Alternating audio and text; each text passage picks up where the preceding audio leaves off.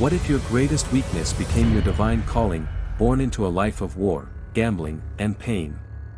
One man would be transformed by grace to become the patron of the sick and dying, changing healthcare forever. This is the extraordinary story of Saint Camillus de Lellis. Camillus was born in 1550 in Buccianico, Italy.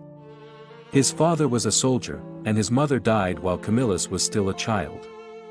Left without much guidance, Camillus grew up reckless and hot-tempered. He followed in his father's footsteps and became a soldier, a life that only deepened his addiction to gambling and vice. He gambled away everything, even his clothes, and ended up destitute. At age 25, Camillus suffered a leg wound that refused to heal.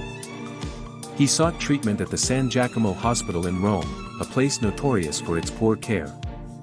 There, he witnessed firsthand the neglect and abuse of the sick. Struck by the suffering around him, Camillus had a moment of grace.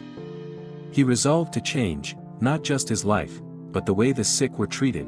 Camillus underwent a deep conversion, renouncing gambling and embracing a life of humility and charity.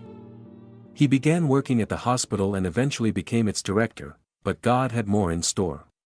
Camillus saw that spiritual care was as vital as physical healing.